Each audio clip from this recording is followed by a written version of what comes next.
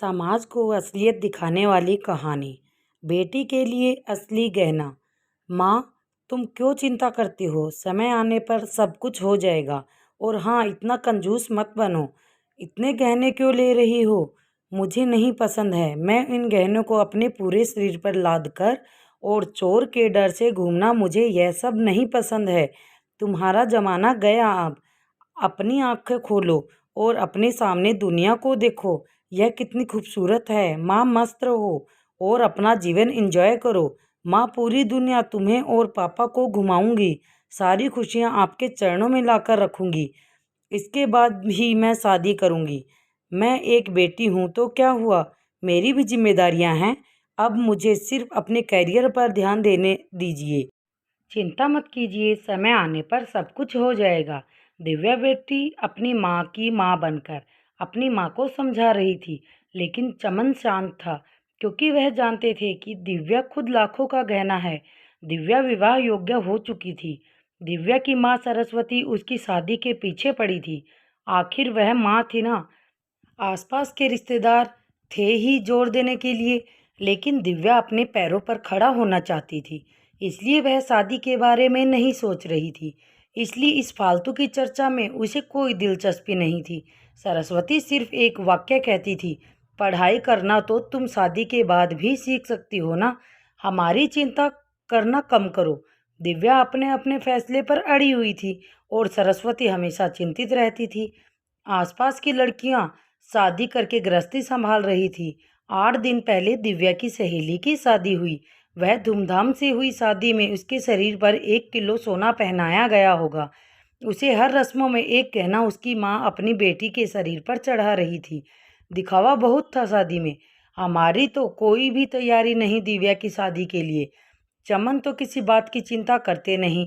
उसे याद आया, दिव्या जब इस दुनिया में आई तब सरस्वती के ससुर चमन को बोले, चमन लड़की हुई है रे बाबा, अब दहेज की तैयारी में लग जाओ। सरस्वती को बहुत बुरा लगा सुनकर। पिता बनने की बधाई देना तो दूर, दहेज की बात करने लग गए। लेकिन चमन इतने खुश थे कि मेरी संतान के रूप में पहली ही बेटी हुई। वह इसका लाड़ प्यार करने में मग्न रहता था। वह उत्सुक से कई नई नई चीज़ें दिव्या के लिए लाता। मूल रूप से दिव्या बहुत बुद्धिमान और तेज तर्रार थी। वह उत्सुकता से नई नई चीज़ें सिखाने के लिए इच्छुक थी। दिव्या धीरे धीरे अच्छे संस्कारों में बढ़ती जा रही थी। शिक्षा के क्षेत्र में वह हमेशा अव्वल रही। दिव्या ने मेरिट को कभी नहीं छोड़ा। शोकेस विभिन्न योग्यता प्रमाण पत्र और ट्रॉफियों से भरे पड़े हुए था।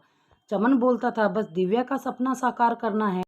चमन सरस्वती को कहता था कि उसकी शानदार सफलता ही उसका सबसे कीमती गहना है। सब कुछ अच्छा होगा, चिंता मत करो। पर सरस्वती की एक ही रट लग गई, थोड़े पैसे बचाने चाहिए। लड़की की शादी करनी है तो फिर 4 गहने तो देने पड़ेंगे दिव्या को। गले में से डिप्लोमा सर्टिफिकेट और ट्रॉफी ही लेकर खड़ी रहेगी मंडप में।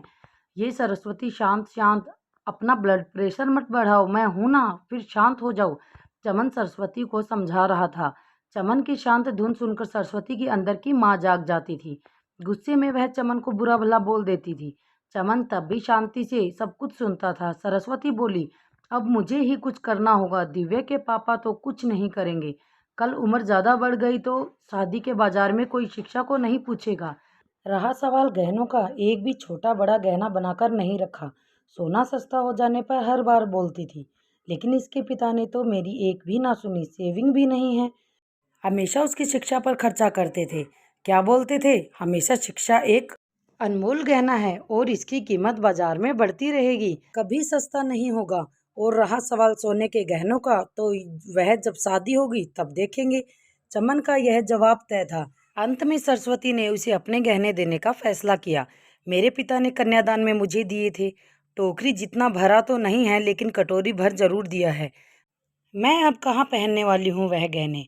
जैसे जैसे दिन बीतते गए, दिव्या ने अपने स्मार्टनेस से पोस्ट ग्रेजुएशन पूरा किया।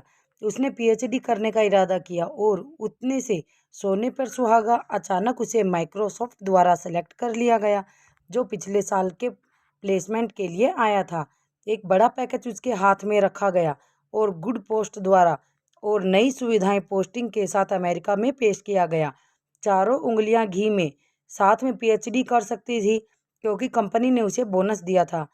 दिव्या अपॉइंटमेंट लेटर लेकर भागकर घर आई।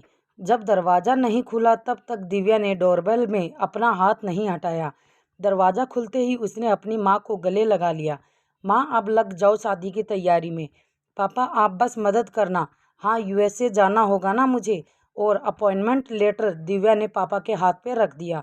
चमन ने वह लेटर जोर से पढ़ा। बाप रे दिव्या, सच में यह अनमोल गहना अब शादी के बाजार में चमक उठेगा। ऐसा बोलकर सरस्वती भगवान के सामने शक कर रखी। कोटि कोटि धन्यवाद आपका भगवान जी। ऐसा बोलकर भगवान के हाथ जोड़कर नमस्कार किया। अब वह बड़ा गहना और अन्य बड़े बड़े सर्टिफिकेट के आभूषण दिव्या के व्यक्तित्व पर अवश्य ही अच्छे लगेंगे। सरस्वती, फिर बताओ।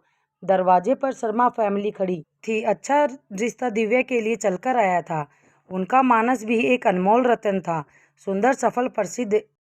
अगर एक असली मोती को अपनी असली गुणवत्ता और तेज बनाए रखना है तो संदूक में बंद रहकर समुद्र के तल में छिप कर रहना पड़ता है, तभी मोती की कीमत बढ़ती है। आया क्या समझ में चमन जी? शर्मा जी ने चमन की तरफ देखकर मानस की तरफ देखा।